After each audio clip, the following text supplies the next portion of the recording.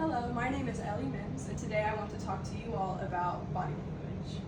Body language can be recognized when someone makes a face of disgust, when they smell or eat something bad, when you're crossing your arms mid-conversation, or when you're mirroring the person you're talking to. These are all examples of body language that I'll help you decipher.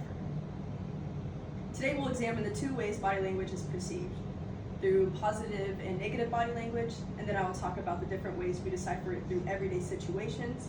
Then I'll explain the 3 reasons why it is an important skill for you to learn.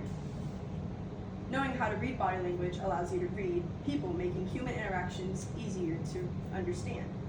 This is important to you because we will all interact with humans on a daily basis and need the skills to help with job interviews, first impressions, first dates, meeting parents, and more. I'm even using body language right now. What is body language? Body language can be categorized into negative and closed body language or positive and open body language. Negative or closed body language is often perceived as bad behavior, but closed body language can still be beneficial and helpful in the right setting. It's important to know when to stand up for yourself and when to say no.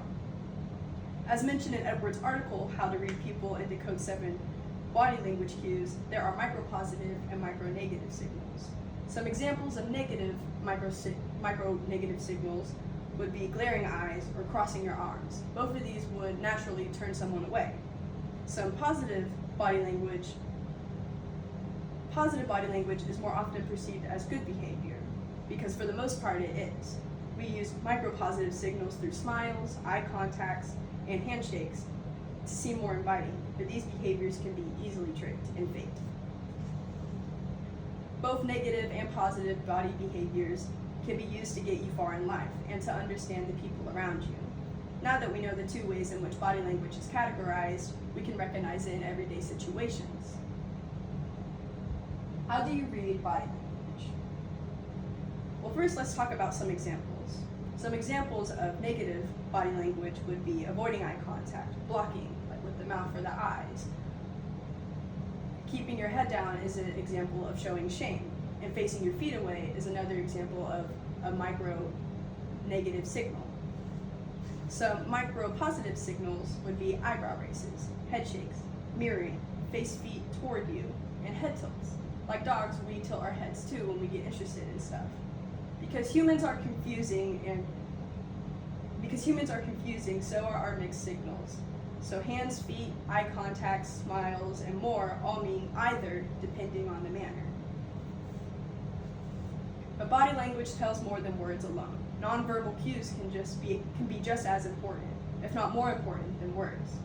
Knowing how to read body language allows you to take more control of your relationships, career, negotiations, and overall build your confidence. Now that you know how to recognize body language, you can apply it to your lifestyle. Why is this important to you? Being able to read body language is the closest we can get to reading minds. People tell a lot more with their bodies than they ever would with their words. It is a skill anyone and everyone can learn and excel at. It's still a beneficial tool from the most extroverted to the most introverted person.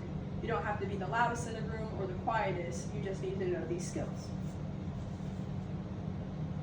Today we examine the 2 ways body language is perceived, through positive and negative signals. Then I talked about the ways we can decipher body language in everyday scenarios, and finally I explained the 3 reasons why it is important for you. Now that you know all this, why don't you try it out on your next conversation? Thank you for listening.